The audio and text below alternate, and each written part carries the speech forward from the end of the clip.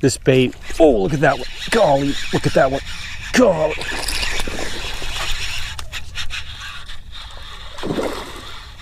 Another good solid chunk. Hey everyone, James Niggemeyer here. Thank you for tuning back into my YouTube channel.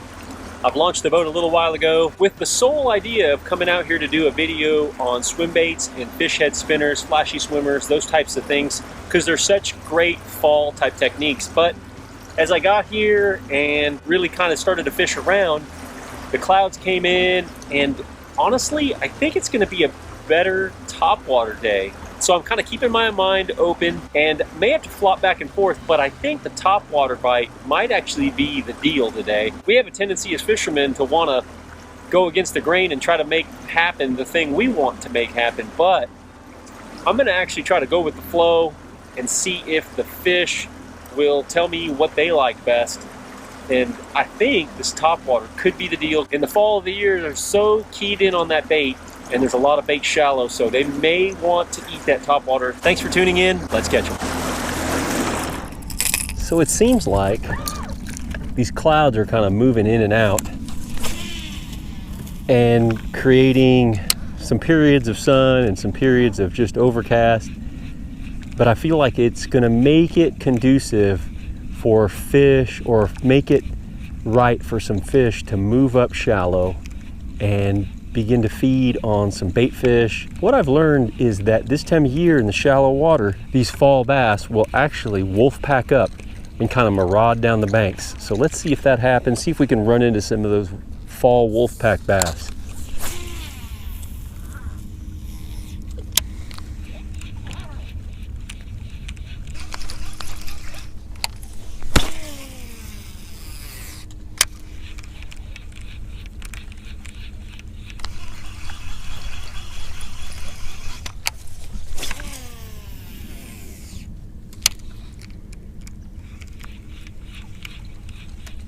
In order to run into these wolf pack bass, you've really got to cover some water.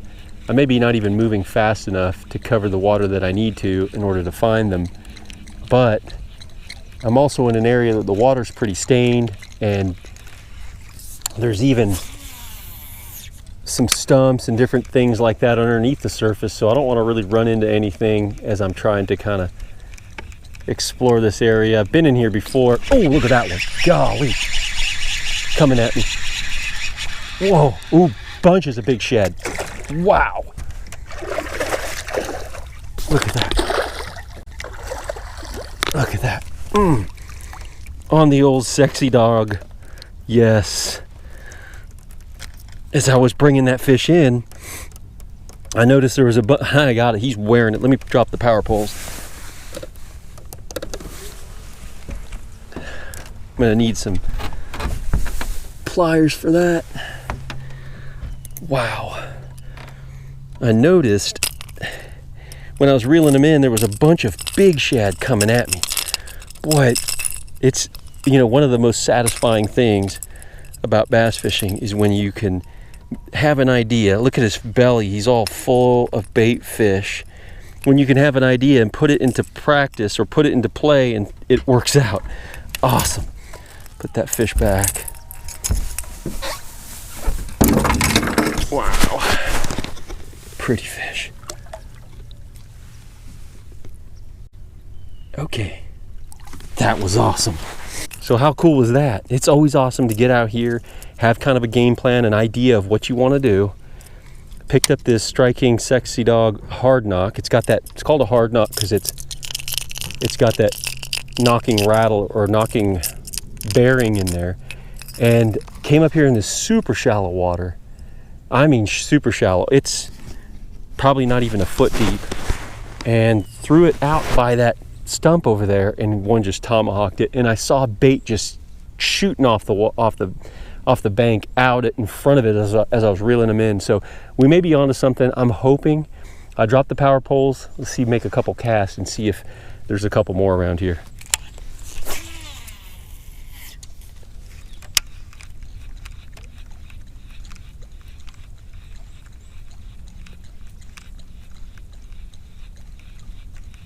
That was too cool. Loved it. Loved it.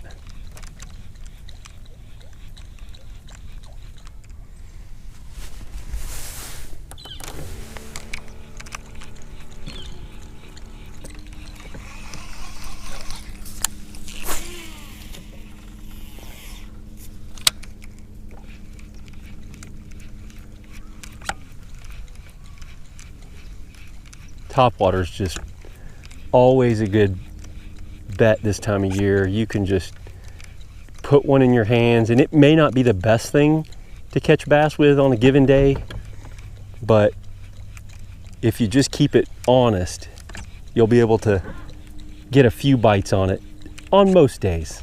I mean, obviously weather permitting and conditions permitting, you should be able to get a couple bites on topwater in the fall.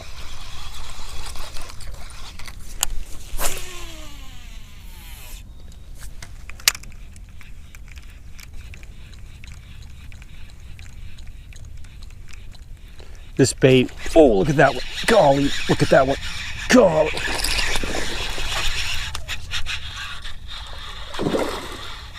Another good solid chunk. Look at that. I mean, and I got it. He's wearing it. Oh, it's a better one. Good night. Look at that. Woo-hoo. That's so awesome. Catch them big like that on the topwater plug. Love it. Got to get a picture of that one. Got to get a picture of that one. Look at that. I'm just working it back. These fish have got to be up here trying to, man, that's like a cookie cutter of the last one I got. Wow. Look at that fish. Pretty fish.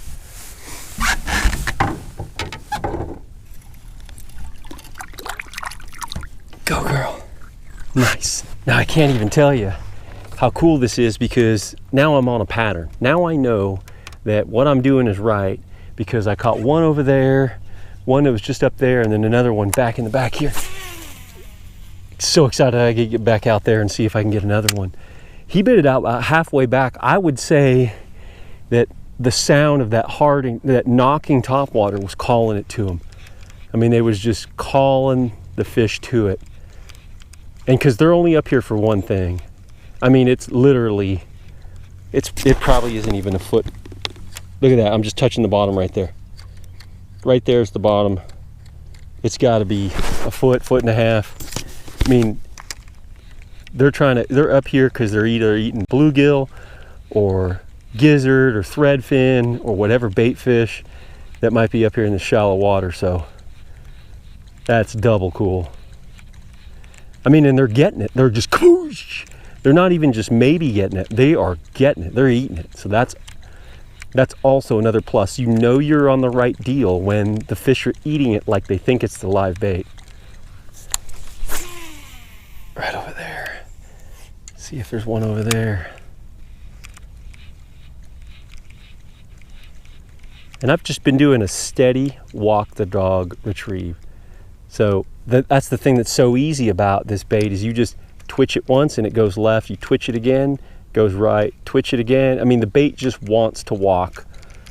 It's made to walk, it wants to walk left, right, left, left, right, left. So it's actually quite easy. And then you can, after you get used to doing the walk the dog twitch, you know, getting that cadence down, that left, right, left, it just becomes more and more easy.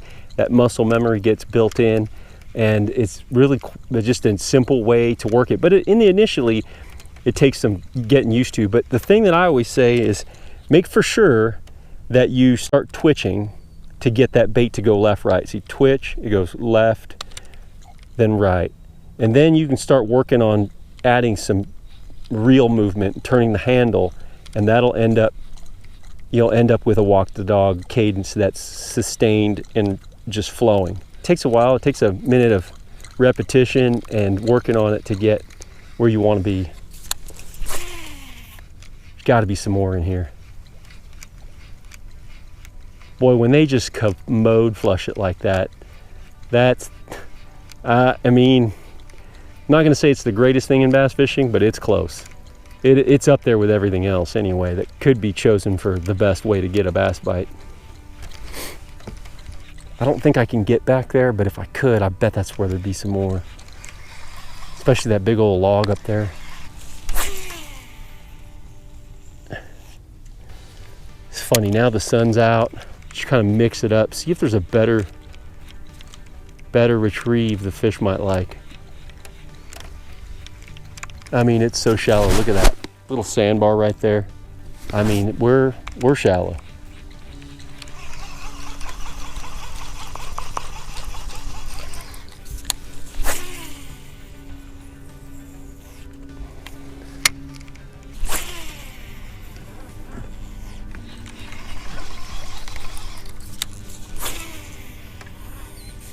I don't know if you guys notice over there, there's that heron over there. Not actually a heron, white egret. That's a bait fish eater right there. So I know there's a bunch of bait up here. Probably just got to cover water.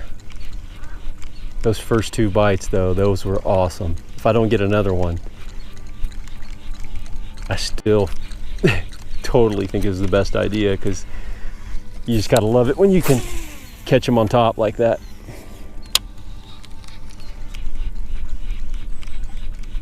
Oh, I can see some bait fish. Something's herding bait up there. That's awesome. That's a great sign. Up on that little sandbar right there.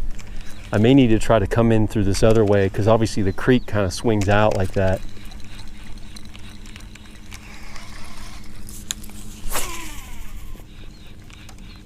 All of a sudden the clouds have dispersed and it's bright sun and not a cloud in the sky. Huh. May have caught the last little bit of that topwater.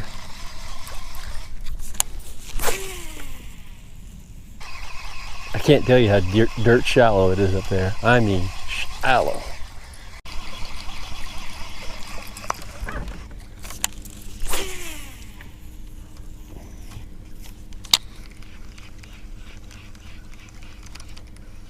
Oh, there we go. I paused it for a second and he just commoded it. Oh, it's another good one. He's trying to get me in the wood.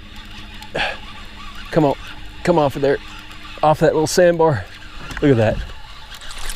Yes. I mean, in the dirt shallow. Look at that. And he's got it too. Look at that. Pretty fish. Awesome. They can't hack it. The water's clear. They not only can see the top water, but they can hear it with that knocker, that hard knock, sexy dog. It's a killer. Put a little owner feather treble hook on the back. Catching some thick fall bass. Awesome. Here we go. Okay, girl. Nice. Look at him. You could see her in that super shallow water. Wow. Very cool. I like this 7'3" Loose Custom Pro Magnum hammer, particularly because I can really make a long bomb cast. That extra little bit of length from a 7 foot to a 7'3" enables me to just really send it out there.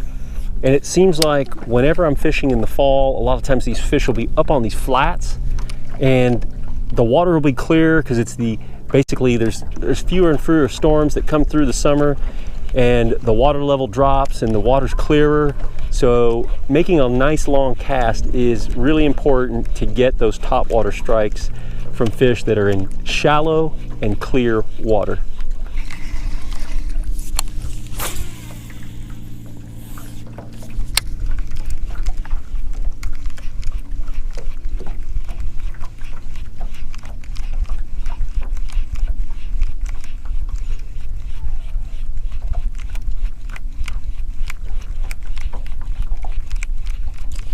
Oh, there's one. Nice one.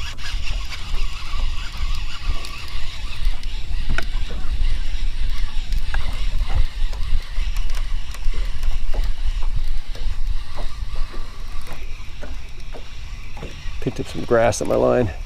I got him immobilized. Oh yeah, pretty fish. Another one on the old hard knock.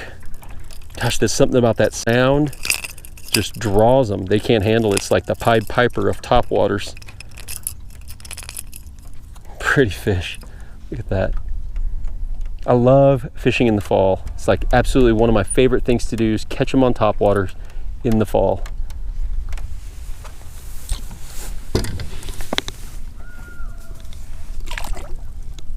Awesome. So this turned out to be a pretty cool deal. Come up here with the idea of catching them one way, but then just seeing the conditions changing and not really getting the bites that I wanted to out offshore. I thought maybe with this cloud cover and the slick calm conditions, there's some fish that have moved up shallow, maybe some fish that are always there, have been there, eating bait fish. Picked up my Striking Sexy Dog. This is that new one called the Hard Knock right there. And I've got it on a 7'3" medium heavy. And I like that medium heavy because it's got some tip to it. So I can not only work the bait, but obviously I want to be able to hook those fish from a distance, but not pull these treble hooks out of them. I'm running it with some 30-pound, I believe this is Strike King Tour Grade 30-pound braid. Just tying it direct. Sometimes I run a leader, but this time I'm just tying it direct to the Strike King Hard Knock. That Hard Knock, obviously, I feel like really is part of the program, being able to draw those fish to the sound and then the sight of that bait walking the dog across the water. And I'm running it with a Lew's Custom Pro reel, and it's a 7:5 gear ratio. I like that 7:5 gear ratio because I think you saw it where a couple of those times those fish would bite it way up there on the flat, and I'd start working it, but reeling them back, and they were coming right at me, so I had to be able to pick up that slack. So I like that faster gear ratio. It's just kind of the gear and how I was working and what I was doing to get those bites on the top water. Nothing like a little bit of fall topwater action. Anytime I can get them to eat the topwater, I'm as happy as can be. It's one of my absolute favorite ways to go, whether it's a frog, buzzbait, or walking bait. So thank you for tuning into my YouTube channel. If you like this video, please give me a thumbs up and share it with other people on your social media, whether it's Facebook, Instagram, Twitter, all that.